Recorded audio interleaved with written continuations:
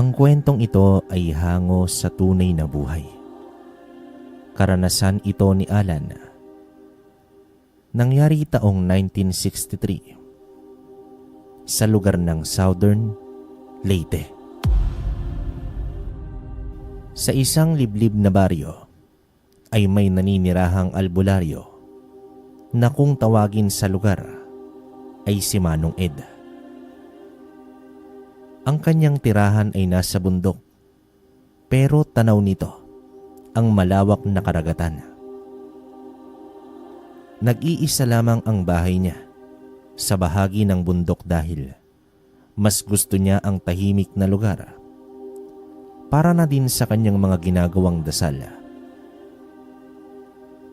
Naging sumpungan sa lahat ang matandang albularyo, pero sa katunayan, mahigit isang dekada pa lamang naninirahan si Manong Ed sa baryo. Nagmula pa siya sa malayong lugar at ang dahilan ng kanyang paglipat upang maprotektahan ang batang si Alan. Alan, anak, naihanda mo na ba ang kandilang ibebenta natin? Baka kulangin na naman yan tulad noong nakaraan linggo. Sayang naman ang benta. Wika dito ni Ed habang naghahanda na sa pag-alis nila. Opo itay, dinobli ko na po para mas mabuting sobra kaysa kulang. Nakahanda na rin po ang baon natin para naman sa pananghalian. Tugon naman dito ni Alan. Oh, akala ko ba sa karinderya ni Aling Lucin tayo bibili ng ulam? Pagtatakang tanong naman dito ni Ed. Naisip ko kasi tay, mas makakatipid tayo kung may sariling baon. Saka na lang po tayo kakain ng adobo kung marami ang mabentang kandila. Muling tugon dito ni Alan habang inilalagay ang mga baon sa isang bayong. O sige, hayaan mo mamaya. Bibili tayo ng adobo para mamayang gabi. Sambit naman dito ng matanda. Talagay tay. Sige po, mas gagalingan ko pang pagbebenta ng kandila. Natutuwang tugon dito ni Alan. Sa kabila ng simpleng pamumuhay, ay masaya naman si Alan at hindi siya naging sakit ng ulo ni Ed kahit minsan. 12 taon ang nakalipas simula noong magtagpo ang landas nila Ed at Alan. Sa dating baryong kinabibilangan ng albularyo, ay may isang pangyayaring hindi inaasahan ni Ed. Isang gabi, habang nananalasa ang malakas na bagyo, ay may misteryosong babae ang kumatok sa pinto ng bahay ni Ed. Umiiyak naman ito at nanginginig. Sa mga oras ding yon, ay nakaantabay si Ed sa mga aswang na kung tawagin ay daluyong. Sila ang mga uri ng aswang na sumasalakay sa tuwing may bagyo. Ginagawa nila ito upang hindi sila pagbintangan sa mga taong nawawala. Kumbaga, ginagawang panakipbutas ng mga daluyong ang masamang panahon upang makapangbiktima at ikuble ang kanilang mga sarili. Samantala, agad namang pinatuloy ni Ed ang babae na may kalong-kalong na sanggol.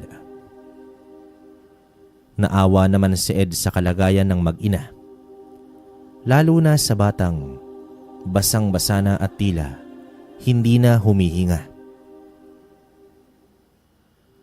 Nakiusap naman ang babae na unahin muna ang bata sa pag-aalaga. Agad namang kumuha ng tuwalya si Ed at itinapat sa pinapaningas niyang apoy habang kinakarga niya dito ang bata. Nagsimulang magtanong si Ed kung ano ang nangyari at saan sila nanggaling. Subalit, walang sumasagot. Sa paglingon ni Ed, ay bukas na ang pinto at wala na ang babae. Sinundan niya ito hanggang pinto, ngunit wala na siyang makitang tao sa paligid ng bahay. Sa makatuwid, iniwan ng babae ang anak nito. Wala nang nagawa pa si Ed kundi kupkupin na lamang ang bata. Napailing na lamang siya at naawa sa batang karga-karga niya. Subalit habang lumalaki si Alan, ay tila may kakaibang nararamdaman si Ed sa bata. May kakaibang enerhiya na nagmumula dito pero hindi niya matukoy kung ano. Samantala, dumating na sila sa may simbahan kung saan doon sila nagbebenta ng kandila at mga gamot na gawa mismo ni Ed. Sa bawat punta nila ng simbahan, hindi talaga nakakaligtaan ni Alan na lumapit at tumingin sa ribulto ng anghel na nasa labas ng simbahan. Tila ba ninanamnam nito ang kaanyuan ng ribulto. Nang matapos ang misa, ay halos paubos na rin ang kanilang tindang kandila. "Itay, doon muna ako sa palengke maglalako." Wika naman dito ni Alan. O sige anak, pero huwag kang magtatagal at huwag masyadong lalayo. Tugon dito ng kanyang ama. Ang pwesto naman ni Ed ay nasa gilid ng simbahan sa ilalim ng isang puno. Doon nakalatag ang kanyang mga binibentang gamot. Habang nakaupo lang si Ed, ay may nakita siyang lalaki na may edad na at amoy na amoy niya ang pagiging mangkukulam nito. Maraha naman itong naglakad at pumasok pa ng simbahan. Hindi niya namukaan ang lalaki. Malamang dayo ito sa kanilang lugar. Ang dingding ng simbahan ay gawa naman sa mga rehas na kahoy. Kaya naman natatanaw pa rin kahit nasa labas ka. Minatiyagan ni Ed ang kilos ng lalaki. May mga iilang tao pa sa loob kahit tapos na ang misa nito.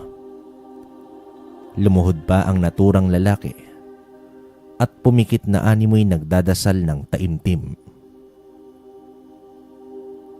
Sumagi naman sa isip ni Ed na baka puting mangkukulam ang lalaking yon. Hanggang sa may dalawang tao ang lumapit kay Ed at bumili ng mga gamot. Gawa nga sa pagkaabala ay hindi niya na namalayan na umalis na pala ang mangkukulam. Wala na ito sa lugar. Sinubukan niyang maglakad upang hanapin ito. Hanggang sa nakita niyang kaharap na ito ni Alan at bumili ng kandila.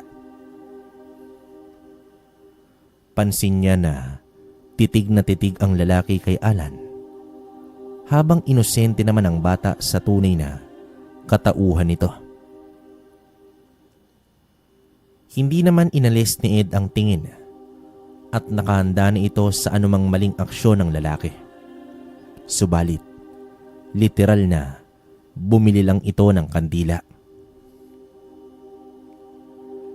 Matapos umalis, ang lalaking yun ay lumingon si Alan sa kanya at ngumiti.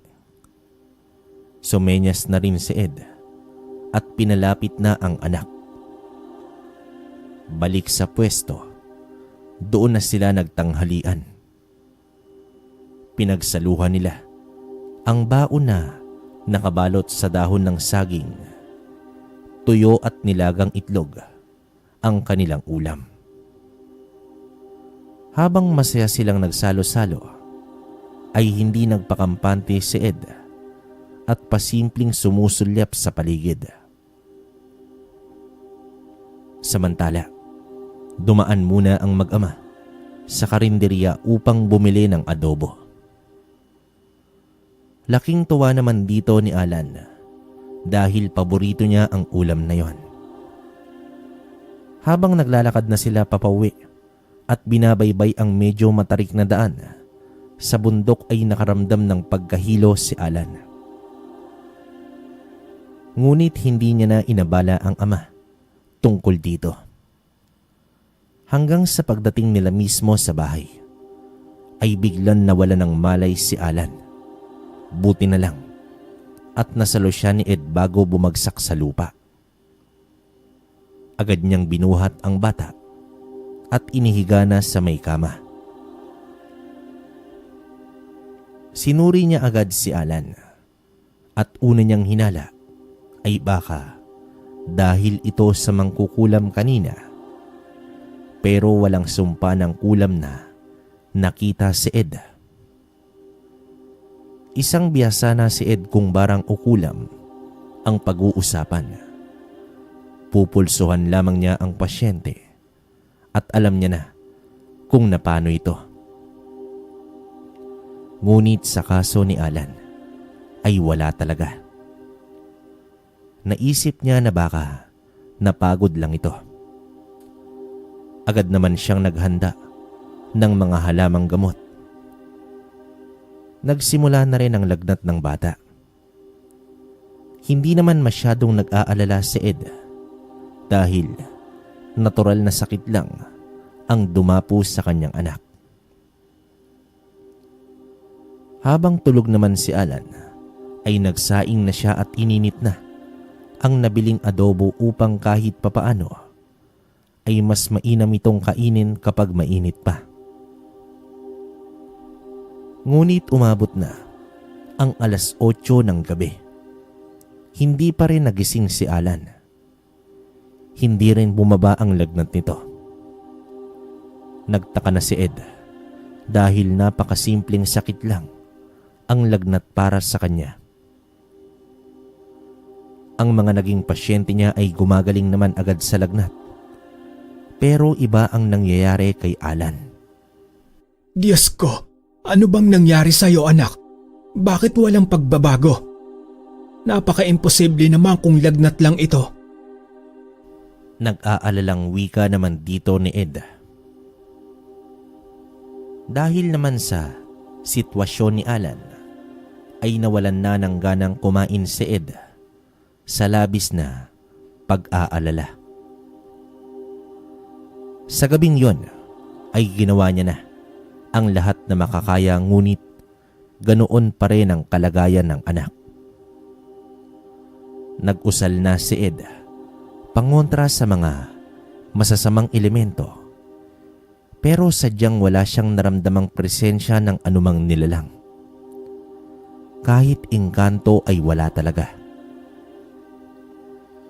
Dito naguluhan na ang albularyo dahil wala siyang nagawa para sa kanyang anak.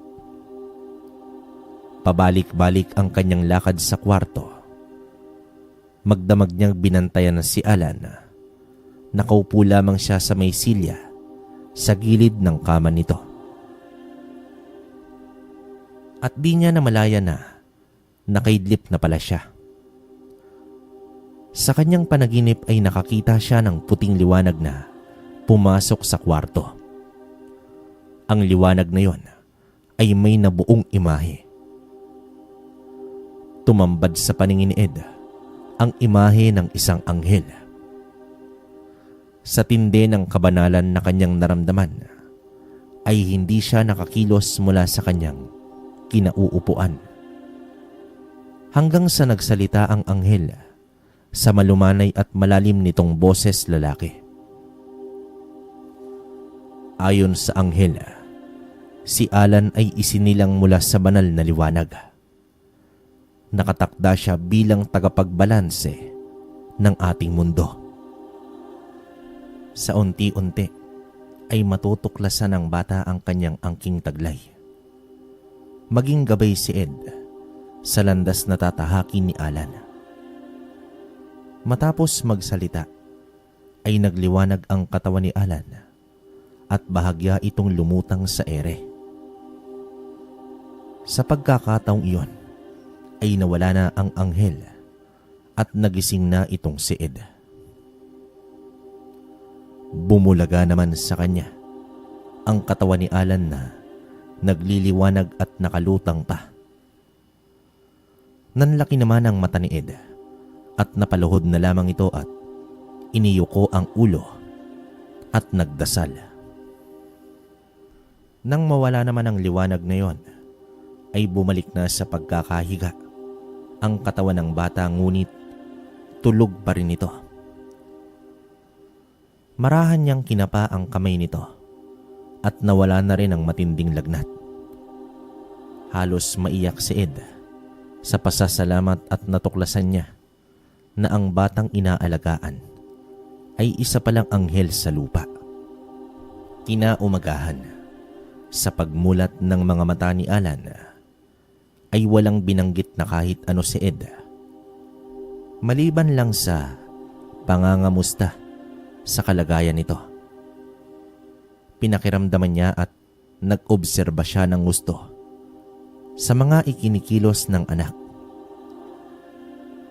Sa mga naunang araw ay normal pa naman ang lahat hanggang sa dumating ang isang hapon.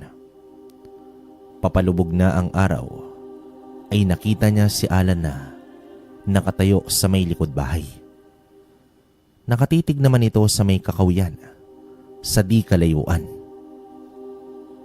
Alan, anak, ano ba ang tinitignan mo sa may kakahuyan? Mukhang kanina ka pa dyan ah. Tanong dito ni Ed habang nilalapitan ang bata.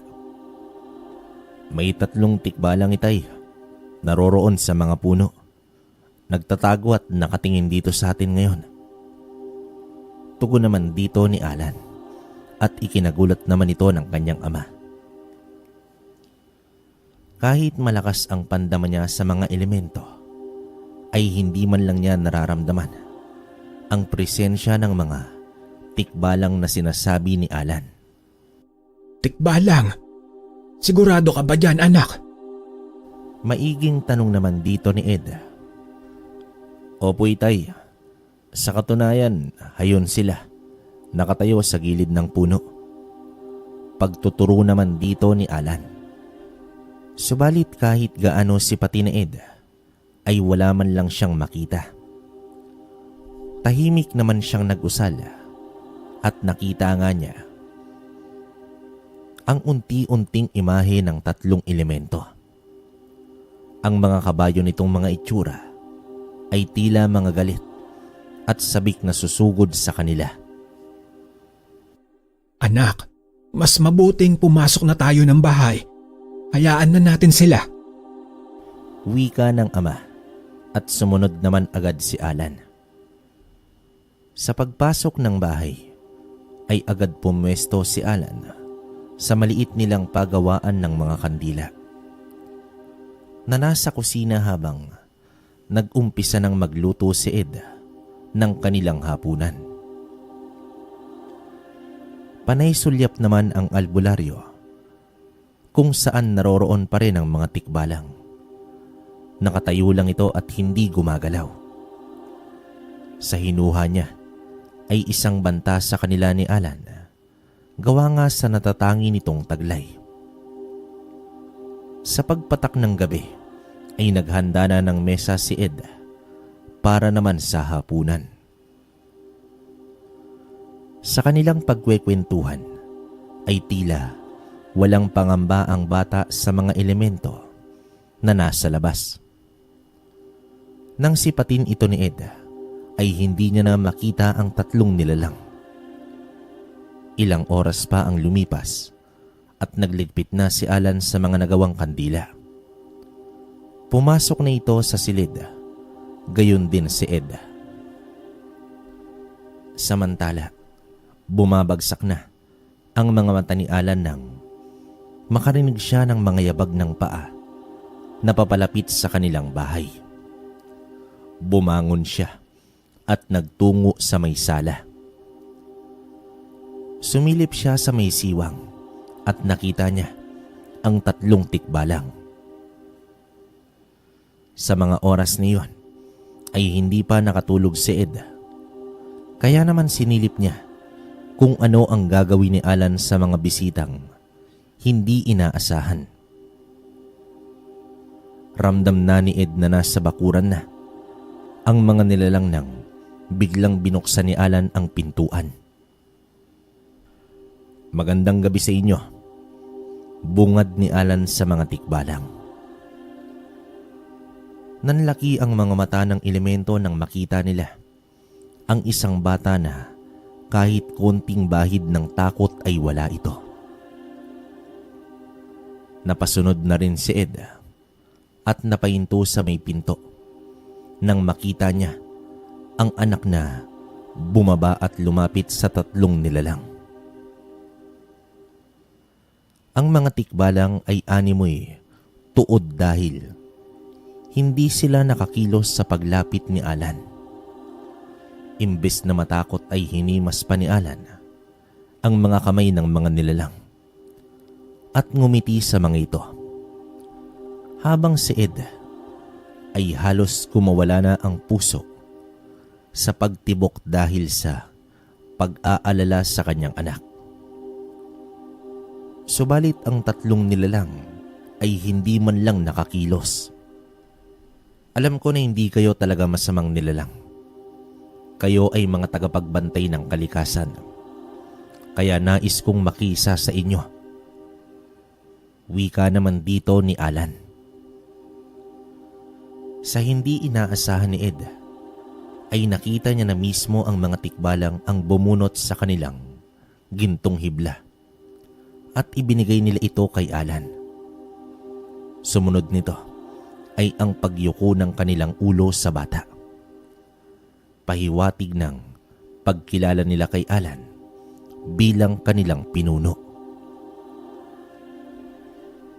Maraming salamat mga kaibigan. Hanggang sa susunod nating pagkikita. Pamamaalam ni Alan at umalis na rin ang mga nilalang na yon.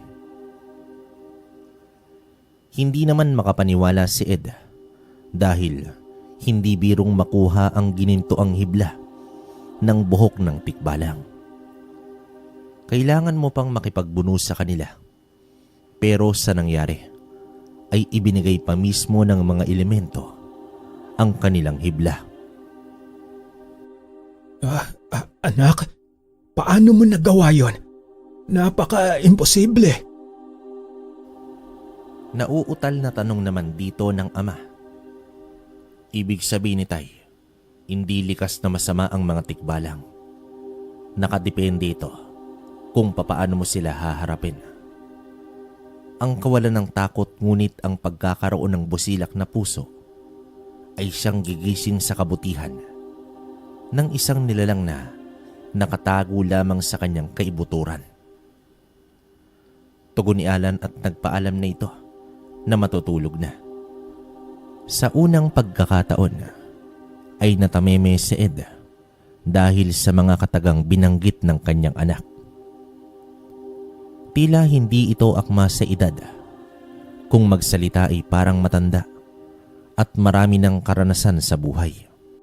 Diyos ko, ito na ba ang sinasabi ng anghel na unti-unting pagbabago ni Alan?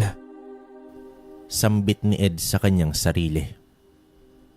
Samantala, inilagay na ni Alan ang tatlong gintong buhok sa isang tela at isinuot bilang kwintas.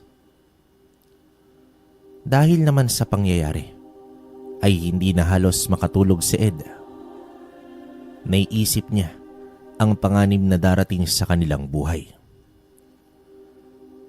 Alam niya na may misyon ang bata sa lupa at paniguradong tungkol ito sa mga masasamang nilalang.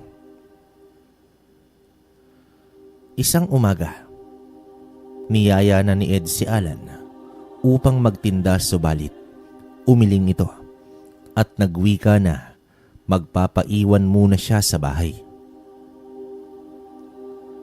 Habang binabanggit ni Alan ang mga salitang yon, ay nakatingin lamang ito sa labas na tila may iniisip. Hinayaan na lamang ito ni Ed at umalis na lamang siyang mag-isa. Samantala, isang madilim na ulap ang nakikita ni Alan sa kabila ng napakagandang panahon. Senyalis ito ng isang kasamaan na paparating o posibleng mangyari sa kanilang lugar. Maya-maya pa ay isa-isang lumabas ang 3 tikbalang. Mula naman sa may kakawian, marahan silang naglakad papalapit kay Alan. Itinuro ni Alan ang bahaging nakitaan niya ng madilim na ulap. Nag-utos ito sa mga tikbalang na puntahan ang lugar na yon at sabihin sa kanya kung ano ang kanilang may kita sa lugar. Samantala, habang nagtitinda si Ed sa gilid ng simbahan, ay may nasipat siyang hindi bababa sa 10 katao ang magkasunod na naglakad. Dumaan lamang ito sa may simbahan at nang matapat sila sa may pinto, ay tumigil ang mga ito at nilingon ang nagmimisang pare. Kakaiba ang kilos ng mga ito, kaya naman napansin agad ni Ed, ngunit ang mga tao ay tila hindi nakikita ang nakita ni Ed. Lihim lamang siyang nakaabang sa mga ito hanggang sa nagpatuloy na sa paglalakad ang grupo ng mga tao. Subalit hindi niya naman ito nasundan pa dahil sa may mga paninda pa siyang dapat asikasuhin. Bandang 5:00 ng hapon, sa paglalakad ni Ed pauwi, ay may narinig siyang mga tao sa batis.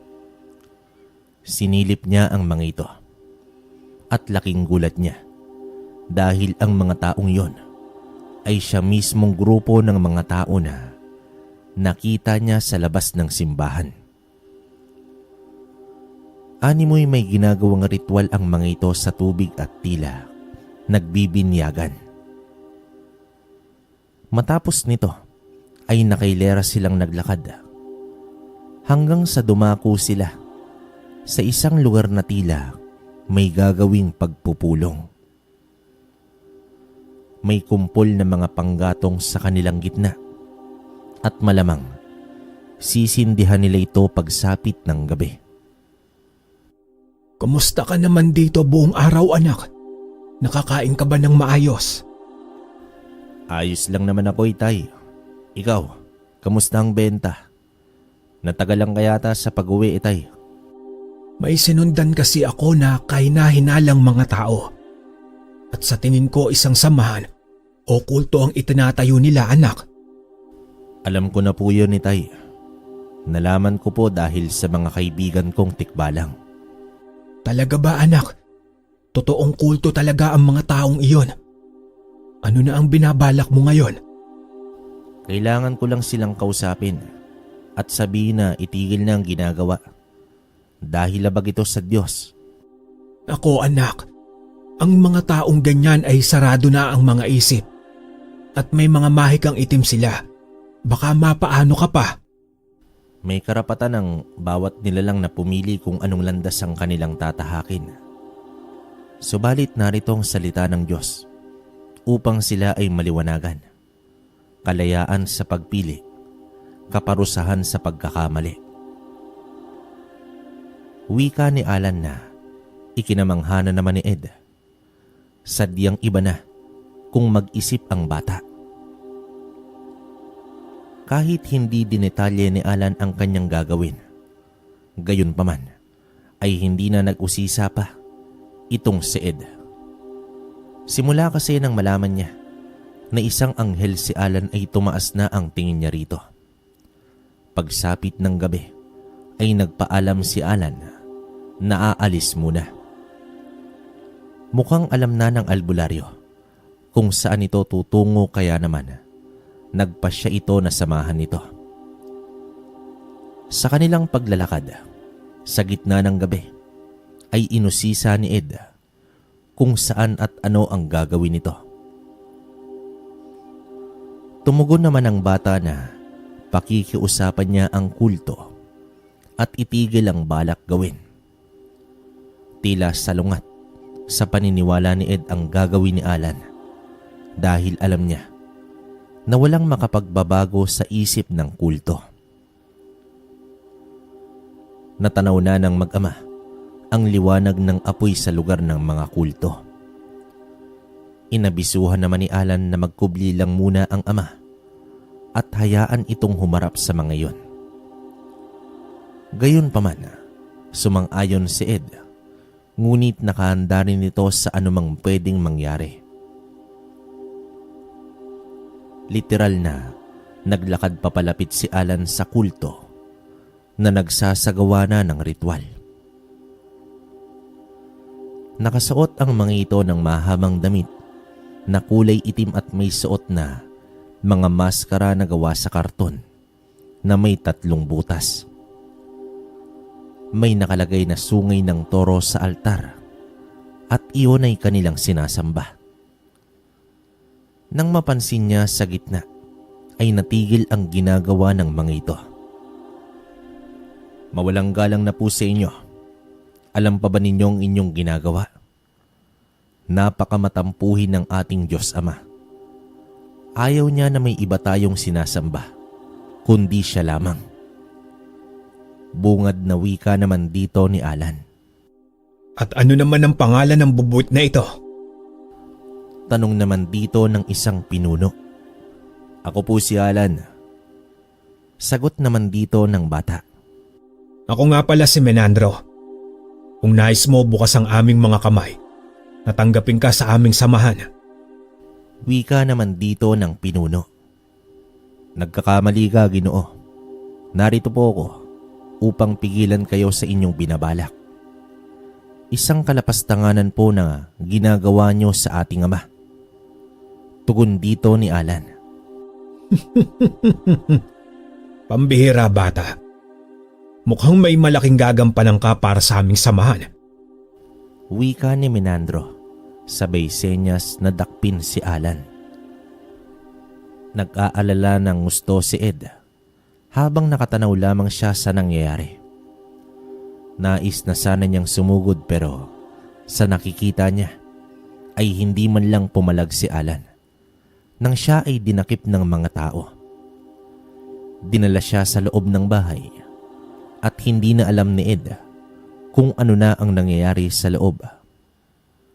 Samantala, natuwa naman si Menandro dahil hindi man lang nagpumiglas ang bata.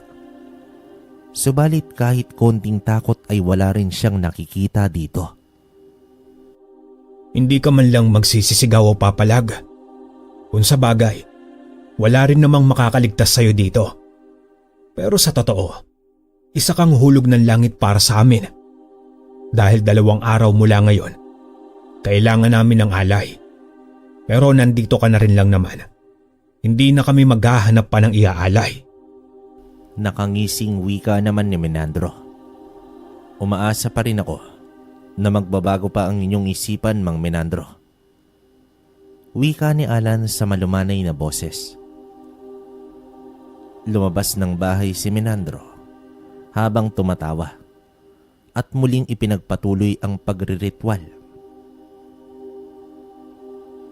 Hindi na mapalagay ang albularyo. Kailangan niya ng kumilos para sa anak. Akmang susugod na siya, ay may naramdaman siyang kakaibang presensya sa kanyang likuran. Marahan naman siyang lumingon at nakita niya ang 3 tikbalang. Umiiling ang mga ito. Pahiwatig na hindi siya dapat sumugod. Tumango naman ang albularyo na may bahid ng pagkasindak sa mga nilalang. Lumakad ang mga ito at nagtungo sa likod bahay habang patuloy na nagsasagawa ng ritual ang mga kulto. Makalipas ang ilang minuto ay nasa likuran na ni Ed itong si Alan. Itay, tara na. Umalis na tayo dito. Sambit naman dito ni Alan. Papaano ka nakawala? Wala ba tayong gagawin sa mga yan? Sa ngayon, Itay, wala. Bibigyan ko sila ng pagkakataon. Tugon dito ni Alan. Naghabilin si Alan sa mga tikbalang. Nabantayan ang mga kilos ng kulto. Tumango naman ang mga ito at humakbang paatras at naglaho na sa dilim. Sa pag-uwi nila sa bahay ay umasa na si Alan ng pagbabago sa kulto, subalit lubhang malabo itong mangyari. Kailangan niyang bigyan muna ng pagkakataon ang isang nilalang na magbago bago ipataw ang parusa. Bilang anghel sa lupa, layunin ni Alan na baguhin ang masamang hangarin ng mga tao. Makalipas ang 2 araw, bandang hapon ay nagpakita kay Ed ang isa sa mga tikbalang. Naroon ito sa likod bahay habang nag-iigib si Ed sa balon. Agad niyang tinawag si Alan. Sa paglapit ni Alan ay ibinalita ng tikbalang na may nadukot na binatilyo ang kulto at gagawin daw itong alay. Ito marahil lang sinasabi sa akin ni Menandro, Itay. Kailangan natin may ligtas ang kawawang batang yon. Ano ang balak mong gawin, anak? Ako nang bahala, Itay. Basta dito lang kayo sa bahay. Paano kung mahuli ka nila ulit? May magagawa ako, anak. Hindi na nila ako mahuhuli kahit kailan, Itay. Magtiwala lang kayo sa akin. Sa pagpatak ng dilim ay umalis na nga si Alan. Hindi naman maiwasan ni Ed ang mag-alala. Pero isang anghel si Alan. At sinong nilalang kaya sa mundo ang makakatalo sa isang anghel? Nagdasal ng taimtim si Ed. Samantala, walang takot na nagtungong muli si Alan sa lugar ng kulto. Nakita niya ang isang binatilyo na nakatali sa nakaekis na kawayan. Sa mga oras na iyon ay nagre-ritual na ang lahat at may inuusal na tila tinatawag ang demonyo. Walang malay ang nasabing biktima na wala ng damit pang itaas. Nakadama ng pagkirot sa puso si Alan nang makita niya ang biktimang yon. Itigil niyo yan. Matapang na sigaw dito ni Alan. Bah, nakatakas ka na nga. Bumalik ka pa. Ano ba talaga ang tumatakbo dyan sa isipan mo, bata? Nakangising wika ni Menandro. Wala kang karapatan na kumitil ng buhay, Menandro. Pinagbigyan ko na kayo. Subalit hindi kayo nakinig sa akin. Madiing tugon dito ng batang anghel. At ano, pipigilan mo kami? Paano mo gagawin yon? Sagot naman dito ni Menandro habang nagtatawanan pati ang mga kasama nito. Nang biglang may lumapag na tikbalang sa harapan ng biktima at mabilis itong kinarga at tumalon papalayo. Bahagyang natigilan ang lahat. Sa biglaang pangyayaring yon, nang mapagtanto ng mga tao na isang tikbalang ang kanilang nakita, ay nagkagulo na sila. Sa takot ng pinuno ay kumuha na ito ng itak, pati ang iilang kalalakihan sa grupo. Marahang naglakad si Alan papalapit at napapahakbang naman paatras ang kulto. At mas nagulantang pa sila sa paglitaw ng 2 pang tikbalang sa likuran ni Alan. Naghiyawan at nagsigawan ang mga kababaihan at tumakbo. Papasok naman sa nag-iisang bahay. Ang sino mang susugod ay malalasap ang parusa ng kamatayan. Matapang na wika naman dito ni Alan. Anong klaseng nilalang ka? Nauutal na tanong naman dito ni Menandro. Nagdadalawang isip na ang mga kampon ni Menandro. Ngunit mahigpit niyang iniutos na patayin ang mga kalaban. Sa pagsugod ng mga kalalakihan ay baliwala ang kanilang sandata laban sa mga elemento. Nagtalsikan ang mga ito at si Menandro ay nagbalak ng tumakas. Habang nagkakagulo ang lahat, ay tumakbo na ang pinuno ng mabilis, ngunit natigilan siya nang biglang lumitaw sa kanyang harapan si Alan. Inambahan niya na ito ng taga, subalit biglang nanigas ang kanyang katawan. Nagliwanag si Alan at nanlaki ang mga mata ng pinuno sa kanyang nakita. Isang kapayapaan sa puso ang dumaloy sa diwa ni Menandro. Pati ang mga kasamahan nito ay natigilan dahil sa matinding liwanag na pumawi sa dilim ng gabi. Hindi pa uli ang lahat, Menandro. Magsisi ka at bumalik ka sa ating ama. Malumanay na wika naman dito ni Alan.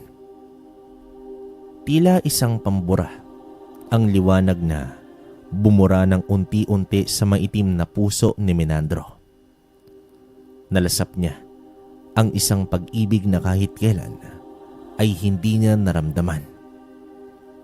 Ang kaginhawaan na ibinigay sa kanya ng liwanag ay naging dahilan upang mapaluhod at tumulo ang luha sa kanyang mga mata. Dumampi na rin ang mga kamay niya sa lupa at ang bawat patak ng luha ay mga patak ng kanyang kasalanan. Tila ba nagising si Menandro sa napakahabang pagkakatulog at muli niyang nakita ang liwanag sa kanyang puso. Sa pagkawala ng liwanag ay nakaluhod pa rin si Menandro habang hawak-hawak niya sa kamay si Alan. Ngumiti naman ang bata at inalalayang tumayo ang malaking lalaki. Tumingin ito sa paligid at nakita niya ang kanyang mga kasalanan. Ang kanyang nasasakupan ay nakaupo na sa lupa at sinapo ang ulo. Tila naliwanagan na rin sa lahat at nagising na rin sa mahabang pagkakatulog. Unti-unting umatras ang mga tikbalang at sa pag-alis ni Alan ay nag-iwan ng matinding leksyon sa mga taong naligaw ng landas. Alan, anak. Mabuti naman at nakabalik ka na. Anong nangyari? Tinulungan ka ba ng mga tikbalang? Nagkaroon ba ng labanan? Nag-aalalang wika ng kanyang ama. Ayos na, itay. Wala na po ang mga kulto. Bumalik na sa ama, si Menandro. Nakangiting tugon dito ng bata. Ha? Ganun lang yon? Ano ba talaga ang nangyari, anak? Usisa pa ng kanyang ama. Sa pagsalaysay ni Alan sa nangyari, ay namangha na lamang ang ama sa nagawa nito. Hindi niya inakala na napabago niya ang isang kulto. Sadya talagang napakataas na uri ng kabanalan meron itong si Alan. Makalipas ang ilang araw, habang nagtitinda si Ed, laking gulat ni Ed nang bumungad sa harapan niya si Menandro na nakangiti at may dala pa itong ulam. Menandro? Gulat na tanong naman dito ni Ed. Ikaw po ba ang ama ni Alan? Ilang araw ko na kasi kayong napapansin na magkasama. Nais ko lang magpasalamat sa anak po ninyo. Ginising niya po ako. Nakangiting tugon dito ni Menandro. Paano naman ako makakasiguro na nagbago ka na nga talaga, Menandro? Matapang na tanong naman dito ng albularyo. Ako at ang mga kasamaan ko ay kaagapay na po ngayon ng simbahan. Malugod po kaming tinanggap ng kura paroko. Nasaan po ba si Alan? Wika pa ni Menandro. Sa mga sandaling yon ay dumating na si Alan na may dalang mga kandila. Bumati ito at nagbigay galang kay Menandro. Sa pag-alis ng lalaki ay hindi naman mapigilan ni Ed ang magduda sa dating lider ng kulto. pinaliwanagan naman siya ng anak na isang mabuting tao na si Menandro. Gayunpaman, hindi pa rin nagpakampante si Ed. Pero papaano ba naman maluloko ang isang anghel?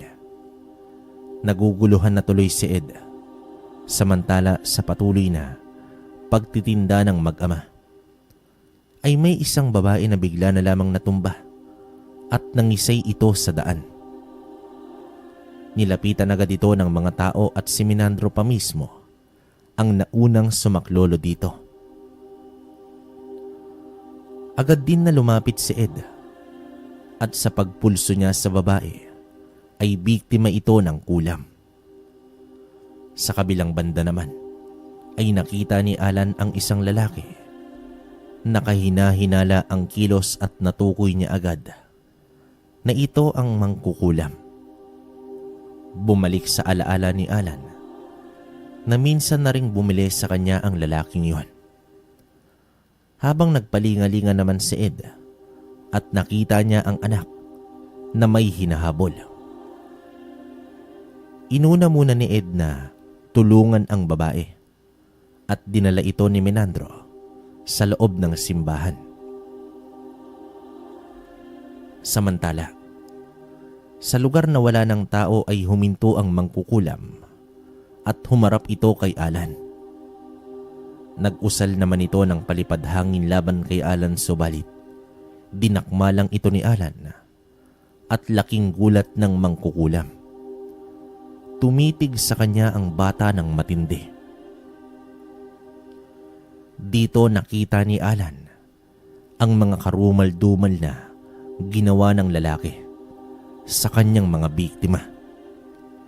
Nagsulputan sa isipan ni Alan ang mga taong napaslang na ng mangkukulam. Lumuhod ka at magsisi sa iyong ginawa. Isang napakaliit na tsansa lamang ang ibibigay ko sa iyo. Dapat ka nang itapon sa impyerno, pero pagbibigyan pa kita. Magsisi ka at pagbayaran mo sa lupa at sa batas ng tao ang iyong ginawa. Madiing wika naman dito ni Alan. Subalit humalakak lang ang mangkukulam na yon at pinagmumura pa si Alan at muli pa itong nagpalipad hangin. Hinampas lamang ni Alan ang sumpa ng mangkukulam. Seryosong tumitig ang batang anghel at tumalikod. Akmang susugurin na siya ng lalaki nang may biglang humawak sa balikat ng mangkukulam. At sa paglingon nito ay bumulaga naman sa kanya ang isang tikbalang. Nanlaki naman ang mga mata nito at sumigaw sa takot. Nagpumiglas pa ang lalaki, ngunit hindi siya nakapalag sa lakas ng tikbalang nang biglang tumarak sa sikmura nito ang napakatalas na kuko ng nilalang. Bumulwak ang masaganang dugo ng lalaki mula naman sa kanyang bibig habang unti-unting bumabagsak ang katawan nito habang nakangisi ang tikbalang. Si Alan naman ay patuloy lang sa paglalakad at bumalik na ito sa may simbahan. Sa pagbalik ni Alan ay nagsilabasa na ang mga tao. Nagkumpulan sa loob ng simbahan at naging maayos na din ang kalagayan ng babae. Nang magtagpo ang tingin ng mag-ama, ay tumangulang si Alan at nagpunta na sa pwesto ng ama. Alam ni Ed na may ginawa si Alan sa mangkukulam dahil hindi pa man niya ito tapos gamutin ay bumalik na sa normal ang biktima. Naabutan naman ni Ed na nakaupo na sa kanilang tindahan si Alan. Anak, anong nangyari doon sa hinabol mo? Tanong naman dito ng kanyang ama. Kailangan kong ibigay ang nararapat na parusa, Itay. Malungkot na tugon dito ni Alan. Ganoon talaga, anak. Hindi talaga lahat ay kaya mong baguhin. Yan ang pinakamahirap sa sitwasyon mo. Wika ng ama habang tinapik sa balikat ang kanyang anak. Hindi naging maganda sa nararamdaman ni Alan ang nangyari. Hindi niya nais mapaslang ang mangkukulam pero sagad na pala ito sa mga nagawang kasalanan. Ilang araw din na naging malungkot si Alan dahil dinidibdib niya ang nangyari sa mangkukulam. Hinayaan lamang ito ni Ed dahil alam niya na hindi sanay ang bata sa ganitong sitwasyon. Isang araw, habang naglalako ng kandila si Alan, sa may palengke ay nakita niya ang isang lalaking antingero. Naglakad siya habang nakatitig sa lalaking nakaupo sa labas ng isang tindahan habang umiinom ng tubig. Nang magtagpo ang kanilang paningin, ay nagulantang ang antingero sa nakita. Nanlaki ang mga mata na nakatitig sa bata. Isa kang dayo dito. Alam ko na may sadya ka sa aming lugar. Ako nga pala si Alan. Bungad naman dito ng bata. Ako si Dondon. Diyos ko, totoo ba itong nakikita ko? Sambulat dito ng antingero. Sinabihan niya ang lalaki na sumunod sa kanya. Doon sila nag-usap sa hindi mataong lugar. Ayon sa antingero, may sinusundan siyang bakas ng aswang na kanyang tinutugis na nagmula pa sa ibang bayan. Alam mo bata, pinahihirapan ako ng aswang na yan eh. Ilang buwan ko na siyang tinutugis. Lagi lang akong natatakasan. Isang gabunan. Alam mo ba ang uri na yon? Gabunan? Hindi ko po alam yan. Sa katunayan, hindi pa ako nakakita ng aswang. Ang gabunan ay isa sa pinakamalakas na aswang. Matalino at napakatuso ng mga yan. Iba sila sa ibang uri ng aswang dahil tahimik lamang silang namumuhay na mag-isa. Pero may iba sa kanila na namumuno ng isang hukbo o maliit na komunidad ng mga aswang. At ang tinutugis ko ngayon ay mag-isa at palipat-lipat ng lugar. Ganon po ba? Pero sa tingin niyo po, may pag-asa pa bang magbago ang isang gabunan? Tulad ng magbalik loob siya sa ama. Magbalik loob? Nako, isa kang ang banal bata. Ang gabunan ay demonyo dito sa lupa. Lahat po ng nilalang ay may pag-asang magbago. O sige, ipagpalagay na natin na meron nga. Pero demonyo na ang pinag-uusapan natin, hindi tao. Matutulungan kita sa iyong problema, Manong. Sa palagay ko nga, ikaw na ang makakatulong sa akin sa pagtugis ng nilalang na yon. Tugon dito ni Dondon. Isinama at ipinakilala ni Alan si Dondon sa kanyang ama. Nagalak naman ang albularyo na may isang antingero siyang nakilala. Pero nakadama siya ng takot nang marinig ang tungkol sa isang gabunan. Habang nagkakasarilinan ang antingero at albularyo, ay nag-usisa si Dondon tungkol kay Alan. Napangiti naman si Ed habang ikinikwento ang buhay ni Alan. Natulala naman ang antingero sa kanyang nalaman. Isinama ng mag-ama sa bahay si Dondon. Habang binabaybay nila ang daan, ay panay tingin lang ang antingero sa batang anghel na nauuna sa kanila. Iniisip niya kung ano kaya ang kayang gawin ng batang ito. Base sa kanyang nalaman, ay namangha naman si Dondon.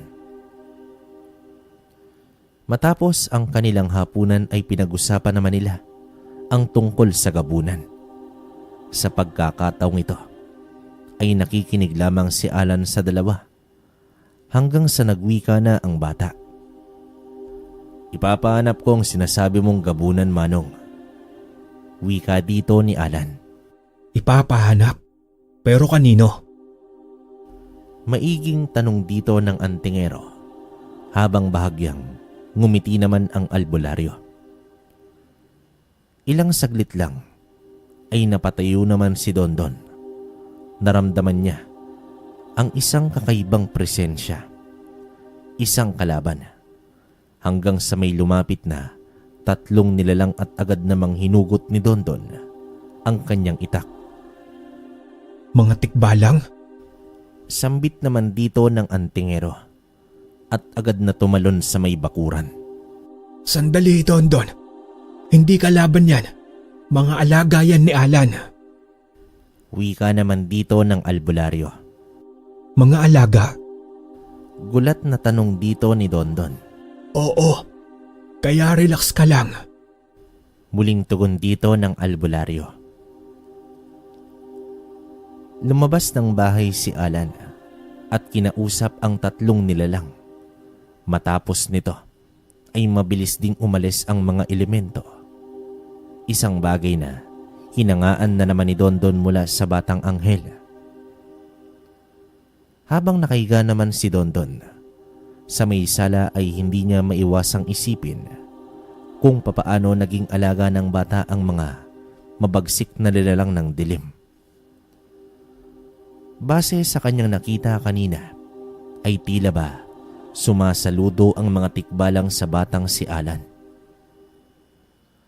Kinabukasan ay sumama si Dondon sa pagbaba ng mag-ama. Habang abala sa pagtitinda, ay naglibot naman sa lugar si Dondon.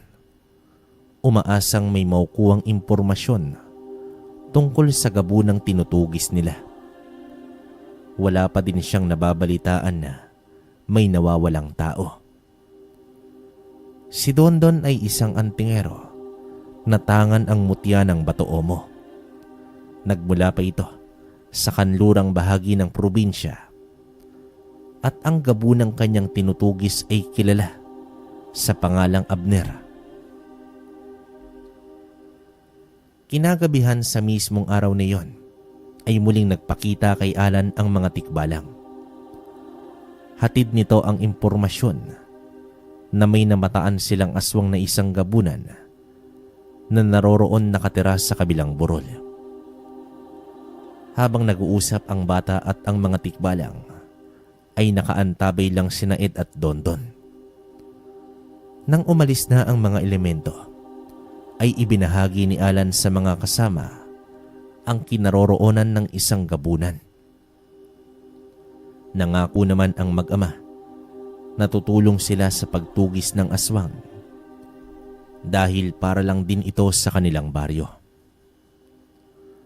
At sa gabing yon ay pinagplanuhan nila ang gagawing paglusob sa gabunan. Napagkasundoan nila na sa araw nila susugurin ang nilalang dahil tiyak wala ito sa bahay tuwing gabi. Gayunpaman, sikretong hindi sumang-ayon si Alan sa balak ng albularyo at antingero. Pero sumama pa rin siya sa mga ito. Nang matapos naman ang kanilang agahan, ay nag-umpisa na silang maglakad patungo sa kabilang burol. Pamilyar naman si Ed dahil may panahon noon na napapadalas ang pagpunta niya sa lugar. Madalas ako dito noong araw. Pero sa tagal na rin ng panahon, ay malaki na rin ang pinagbago ng lugar. Pero huwag kayong mag-alala. Tanda ko pa rin ang daan papasok sa may kakahuyan. Wika dito ng albularyo. Huwag tayong magpakampante. Kung si Abner nga yan, dapat maging mapagmatsyag tayo. Dahil walang ginawa ang aswang na yan kundi takasan ako. Gigil na sambit dito ng antingero. Mukhang pinaglalaroan ka ng nilalang na ito, Dondon. Kahit minsan ba ay hindi siya nakipaglaban sa'yo? Maiging tanong naman dito ng matanda. Minsan na po kami naglaban. Ngunit nang bumagsak ako, imbis na tapusin niya ako ay hinayaan lamang niya ako at tumakas na lamang. Tugon dito ni Dondon. Pero sa pagkakataong ito, ay hindi na siya makakatakas pa sa akin. Paninigurado dito ng albularyo. Bumaliktad na ang sikat ng araw at inabot na sila ng hapon. Nang masipat nila ang isang kubo sa gitna ng gubat. Bumibilis na ang hakbang ni Dondon na may panggigigil.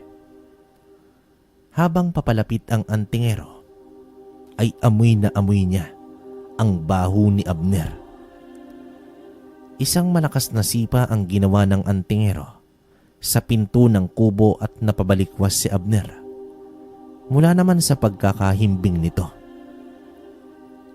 Walang sabi-sabi ay sinugod ng antingero ang gabunan.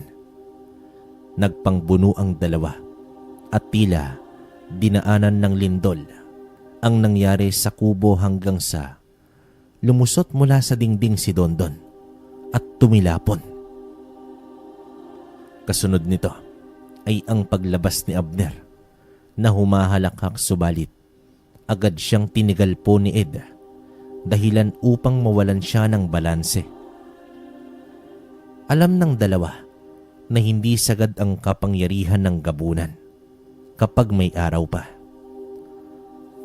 Mabilis na tumayo naman si Dondon at buong lakas na inatake ang gabunan. Natumbay ito at nangangapa dahil sa malakas na tama nito sa mata. Akmang uundayan na sana niya ng panghuling atake gamit ang itak, ay tila may enerhiya ng hangin ang pumigil kay Dondon at tumilapon pa siya paatras. Doon na lumitaw si Alan sa gitna nila at pinigilan ng dalawa na atakihin ang gabunan. Alan, ano ang ginagawa mo? Matatapos ko na sana si Abner. Sigaw dito ni Dondon. Nakita mo ng nilalang na sa loob ng ilang segundo ay mawawala na ang iyong buhay. Subalit nais kong magsisi ka at pagdusahan ang iyong mga kasalanan. Wika ni Alan sa gabunan. Alan, ano ba ang ginagawa mo? Hindi tao ang kaharap mo kundi isang demonyo. Muling sigaw dito ni Dondon ngunit tila hindi siya narinig ng batang anghel. Dahil sa ginawang harang ni Alan sa mga atake ni Dondon, ay naging pagkakataon nito ng gabunan upang tumakas. Dahil dito, naghimutok naman si Dondon sa galit. Dahil sa ginawa ni Alan, kahit ang pinakamasamang nilalang ay may pagkakataong magbago. Kaya lang nararapat na bigyan ko siya ng isa pang tsansang magbago. Tugon dito ni Alan. Isa kang ang anghel, pero bata ka pa rin. Napaka-inosente mo pa sa mundo. At hindi lahat ng nilalang ay bibigyan mo pa ng pangalawang pagkakataon. Kung alam mo lang ang totoong nangyayari sa dilim, bata. Matapang na wika naman dito ni Dondon. Tama na yan. Pareho kayong may punto. Dondon, dapat ikaw ang mas nakakaintindi kay Alan. Pero alam ko kung saan ka nang gagaling at alam na alam ko ang ibig mong sabihin. Gaya nga ng sinabi mo, inosente pa si Alan sa realidad ng mundo. Pagsuway naman dito ng albularyo. Wag po kayong mag-alala, Manong Dondon. Hindi makakatakas si Abner. Wika naman dito ni Alan. Lapis naman ang panghihinayang ni Dondon sa pagkakataong matagal niya nang hinihintay. Pero umasa na lamang siya sa sinabi ng batang anghel. Batid din niya sa itsura ng bata na tanging kapayapaan lamang ang hangarin nito. Sa pagbalik nila ng bahay ay kinausap ni Ed ang antingero. Kinumbinsi niya ito na ibigay ng buo ang tiwala sa isang anghel. Napagtanto din ni Dondon na may pambihirang lakas ang bata dahil walang nagawa ang tangan niya nang salagin ito ni Alan. Habang lumalalim ang gabi ay hindi pa rin sila dinalaw ng antok. Namagitan ang katahimikan hanggang sa biglang nag-iba ang temperatura sa paligid. naramdaman ni Dondon ang mabigat na presensya ng isang nilalang. Sa paglabas niya ng bahay ay nakita niya si Abner na nasa anyong aswang. Umaalon ang mahabang puting buhok nito sa ihip ng hangin at namumukod tangi ang pagkislap ng mapupulang mga mata nito. Ang liwanag ng buwan na nagbigay ilaw sa paligid ay siya ring pinagkukunan ng lakas ng gabunan. Gumuhit sa mga labi ng aswang ang pagngisi at pagkatakam. Hanggang sa nagwika ang aswang at hinahanap nito ang bata. Wala daw siyang pakialam sa antingero dahil nais niyang masubukan ang kumain ng isang anghel. Ito daw ay isang pambihirang pagkakataon na malasap ang kaluluwa ng isang banal. Bumaba naman ang bahay si Dondon at binato ng tigalpo si Abner. Sa lakas nito ay sumabog ang natamaang sanga ng puno. Sa muling pagkakataon ay humarap na si Abner sa antingero at tanging layunin nito ay makuha ang bata. Dadaan ka muna sa aking bangkay, demonyo ka, bago mo makuha ang anak ko. Sambit dito ng albularyo. Manda po kayo, Manong Ed. Mukhang determinado ang isang yan. Paalala ng antingero. Dito na lumuhod si Ed sa lupa at gumuhit ng bilog at nag-orasyon. Habang si Dondo naman ay binunot na ang itak at handa na ito sa sagupaan. Lumakad na nang mabilis si Abner at sumugod na rin si Dondon. Nagtagisan ng lakas ang antingero at gabunan. Nagpapalitan ng mga atake. Sa umpisa, pantay lamang ang kanilang mga kilos ngunit tila mas nangingibabaw ang lakas ng gabunan dahil sa nasagad na ito gawa ng kabilugan ng buwan. Nagpakawala naman ang mga usal si Ed bilang panlaban sa nilalang na iyon. Subalit, hindi natinag ang gabunan dito. Sa pagbagsak ni Dondon, ay bumanat ng malakas na atake ang gabunan. Ngunit bumangga ito ng 3 tikbalang, dahilan upang tumilapon si Abner. Pero imbis na masindak, ay tila naglalaway pa ang gabunan na malapa ang mga elemento. Dito ay nagpalitan sila ng atake. Tikbalang laban sa aswang. Hindi rin may kakaila ang lakas na taglay ng mga tikbalang. Hanggang sa nadali ang isa nito at nagtamo ng malalim na sugat mula sa mga kuko ni Abner. Humandusay sa lupa ang isang tikbalang at hindi na nakagalaw pa. Sa puntong ito ay dito na lumabas si Alan na mas kinakasabikan pa ng gabunan. Inutusan ng bata ang iba pang tikbalang na ilagay sa ligtas na lugar ang naghihingalong kasamahan. Anak, huwag kang humarap sa demonyong iyan. Pumasok ka dito sa bilog. Kami na ni Dondon ang bahala. Pakiusap dito ng ama. Muling bumangon ang antingero at sumugod sa aswang. Isang malakas na hampas ng kamay ni Abner ang natamo ni Dondon, dahilan upang tumilapon ito ng malayo at bumanggas sa mga puno. Isang nakakakilabot na nilalang ang nasa harapan na ni Alan. Nakangisi ito at sinipat ng gusto ang katawan ng isang bata. Nagpakawala naman ng usal si Ed dahilan upang umatras ng bahagya ang gabunan. Sinayang mo lamang ang pagkakataong ibinigay ko sa iyo, gabunan. Wika dito ni Alan.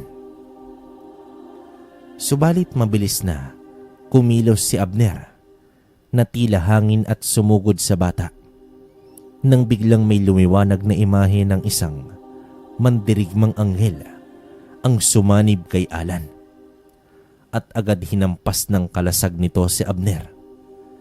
Nagpagulong-gulong sa lupa ang gabunan at sa akmang pagtayo nito ay bigla naman siyang inatake ng 2 tikbalang. Nahawakan ng mga ito ang mga kamay ng aswang, subalit sadyang mas malakas ang gabunan dahilan upang naibalibag nito ang mga elemento. Umatungal ang mga tikbalang, senyales na labis itong nasaktan. Sumugod naman si Alan na nasa imahe ng isang mandirigmang anghel. Nagtagisan ng lakas ang dalawa. Nasipat ni Ed ang mga mata ni Abner na may bahid ng sindak. Habang naglalaban ang dalawa, ay naglabas ng dayami si Ed at sinindihan. Matapos nito ay binudburan niya ito ng pulbos mula naman sa ginintoang ahas. Ang usok nito ay labis na nagpahirap kay Abner. Bumuka ang malapad na pakpak ng anghel at sa bawat pagbagwis nito ay tumatalsik ang gabunan. Umatungal na ito sa galit. Isang malakas na pag-angil ng gabunan ang umalingaw-ngaw sa kapaligiran. Ang katawan ng gabunan ay mas lumaki pa at ang mga mata nito ay nagliliwanag na sa galit. Animoy nag-aapoy na. Mas bumatak pa ng kalamnan. At mas lumaki pa ang sungay nito. Nanlaki ang mga mata ni Ed at nakaramdam ng matinding kilabot. Isinagad mo na ang lahat, gabunan. Ang kadiliman na nakapaloob sa iyo laban sa liwanag na nagmumula sa may likha. Ngayon, ipapataw ko na sa iyo ang kaparusahan na nararapat. Madiing wika ng anghel. Umangil ng malakas si Abner at sumugod ito sa anghel. Isang matinding atake ang ginawa ng gabunan habang sinalubong naman ito ng nagliliwanag na espada mula sa anghel. Sa isang iglap lang ay tumilapon ang naputol na kamay ng gabunan, dahilan upang sumigaw ito ng malakas senyales ng matinding sakit. Umatake pa dito ang anghel at natapyas naman ang kabilang kamay ng gabunan. Kasunod nito ay ang pag-atake ng 2 tikbalang. Walang humpay na pinagkakalmot ng isang tikbalang ang dibdib ng gabunan, habang ang isa ay nakagat ang liig ng aswang mula naman sa likuran. Nagpupumiglas na ang nilalang subalit hindi ito tinigilan ng mga alaga ni Alan. Ikinumpas ng anghel ang isang kamay na nakaturo sa isa pang gabunan na nakahandusay sa likod ng puno. Muli naman itong bumangon at umangil ng napakalakas. Dumagundong ang takbo nito patungo sa gabunan at buong lakas nitong hinawakan ang 2 sungay ni Abner. Kasabay ng malakas na pag-angil ng elemento ay nabali nito ang sungay ng gabunan at kinagat ang ulo nito. Bumagsak na si Abner habang pinagtutulungan lapain ng 3 tikbalang. Ibinaon ng 2 tikbalang ang mga kamay nito sa magkabilaang tagiliran ng gabunan at buong lakas na hinugot ang mga tadyang nito. Nagmistulang nawasak na bagay ang nangyari sa katawan ng gabunan. Nagtalsikan ang may itim na dugo habang winawasiwas ng mga mababagsik na tikbalang ang kalamnan at laman loob ng aswang. Nakadilat na lamang ang mga mata nito habang bumubulwak ang mga dugo sa bibig. Nagkapira-piraso ang katawan ni Abner na animoy kinatay ng mga tikbalang. Samantala, Nakabangon na si Dondon at paika-ikang lumapit at kitang-kita niya kung papaano winasak ng mga elemento ang katawan ng kanyang kalaban. Sa pagtaas ng isang kamay ni Alan ay tumigil ang mga tikbalang at lumayo ito sa nakarning katawan ng gabunan. Isang kidlat ang tumama sa espada ng anghel at agad na ibinato sa gabunan. Sumabog ito at nagliyab hanggang sa maagnas. Umatungal ang 3 tikbalang, senyales ng kanilang tagumpay.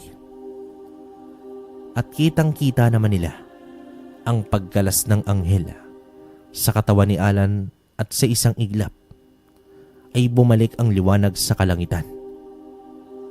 Malalim ang paghinga ni Alan, tanda ng paggamit ng lakas nito sa labanan. Agad namang tumayo si Ed at niyakap ang kanyang anak. Alan, anak, ayos ka lang ba? Opo, itay. Sa wakas, wala nang gabunan. Napatingala na lang sa langit ang albularyo at labis na nagpapasalamat. Sa kabilang banda ay napangiti na rin lang si Dondon dahil natapos din ang mahabang panahon na pagtugis niya kay Abner. Nang biglang hinimatay ang bata. Sa pagbukas ng haring araw ay hindi naman nakalapit sina Ed at Dondon kay Alan dahil bantay sarado ito ng 3 tikbalang. Hindi rin kasi nila maaatim ang tila, kuryenteng namamagitan sa pagitan nila. Manong Ed, kailan pa ba alis ang 3 iyan? Mahinang tanong dito ng antingero. Nako, Dondon, asahan mo na hanggat hindi pa nagigising si Alan, ay nariyan pa ang mga tikbalang. Tugon dito ng albularyo. Sa kusina na lamang dumaan si Dondon upang magtimpla ng kape at dinala sa bakuran kung saan sila nakaupo ng albularyo. Tignan mo naman ang hiwaga ng mundo, Manong Ed. Anghel na binabantayan ng mga tikbalang. Pambihira. Umiiling na wika naman dito ni Dondon habang humihigop ng kape. Ang nangyari kagabi ay magbubukas sa kaisipan ni Alan sa kung ano ang nagaganap sa tuwing magkukubli na ang araw sa kalupaan. Umpisa pa lamang ito sa mahabang paglalakbay ni Alan sa mundong ito. Sana buhay pa ako upang magabayan ko pa siya ng matagal.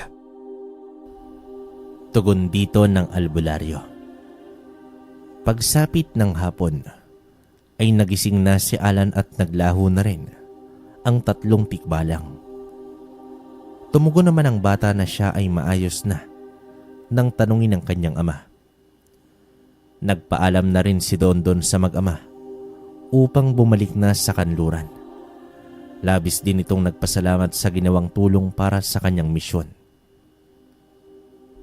Maraming salamat din, Manong Dondon. Kung kinakailangan mo ulit ng tulong, narito lamang kami ni Itay, handang maging kasangga mo sa lahat ng laban. Tugon dito ng bata. At isama mo na rin ang mga tikbalang, Dondon. Nakangiting sambit naman dito ni Ed. Makalipas ang ilang araw, ay balik na sa normal ang buhay ng bang-ama. Subalit isang hapon, biglang sumulpot si Menandro. Habang nasa bakuran ang mag-ama at nagwekwentuhan, dilat ang mga mata ng dating pinuno ng kulto. Namumutla at bigla na lamang itong napaluhod at bumagsak sa lupa. Tulungan niyo ako. Mahinang sambit dito ni Menandro. Agad namang lumapit ng mabilis ang mag-ama at sa pagpulso ni Ed ay isang sumpa ng barang ang nalaman nito na nakatanim sa katawan ng lalaki. Anak, mukhang may bagong nag-aasik ng lagim sa ating baryo. Tumayo ng matayog si Alan at sa di kalayuan ay naroroon ang mga elemento. Sa sandaling yon ay magsisimula na naman ang bagong laban ng batang anghel na may 3 alagang tikbalang. Ang kwentong ito ay nagpapaalala sa atin sa kahalagahan ng pagpapatawad at pagbibigay ng pangalawang pagkakataon. Patunay din ang kwentong ito na may hiwagang nangyayari sa ating mundo at ang panig ng kabutihan ay hindi tumitigil sa paglaan ng instrumento sa kalupaan upang lumaban sa kadiliman.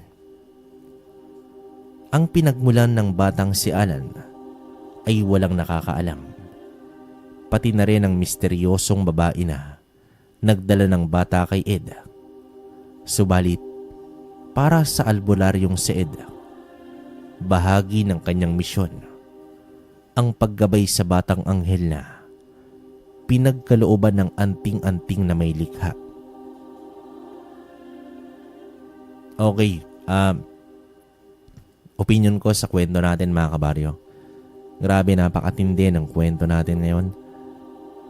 Doon pa lang sa part na mabasa mo pa lang yung title, talagang grabe. Kaya pansin nyo, medyo nabubulol ako kasi nga grabe ang tindi nung parang nakakilabot pag binasa mo talaga, no? Saka ibang klase tong si Alan kasi hindi lang siya basta binasbasan. Sinaniban siya ng anghel. Diba doon pa lang sa part na sumanib sa iyo yung anghel, talagang napakalakas mo na. Hindi mo na kailangan ng kahit anong mutya. Diba si Don Don nga, kumbaga hinarangan ni Alan eh. Kumbaga antingero na to pero walang nagawa, diba? Saka yun, grabe yung ginawa ni Alan sa mga kalaban niya. Talagang binibigyan niya naman ng pangalawang pagkakataon. Yun nga lang kay Abner, medyo olats na kasi syempre kabunan eh. Ano pa bang asa natin dyan? Alam naman natin na kung sa pride lang, talagang ma-pride ang mga gabunan. Kaya mamatay na lang sila kaysa sumuko. Ganon. So yun, hanggang dito na lang muna kabaryo. Maraming salamat sa inyo. And then meron na tayong upload sa Dear Kabaryo yan. Pakibisita na lang. Tapos kwento ni Kabaryo at kwentong kalakbay. Painggan nyo kami palagi. So, yun. Kayo nang bahala magkomento sa istorya ni Alan. Pero para sa akin, napakaganda. Sulit na sulit. Basahin. So, hanggang dito ulit. Hanggang sa susunod na kwento. Maraming salamat.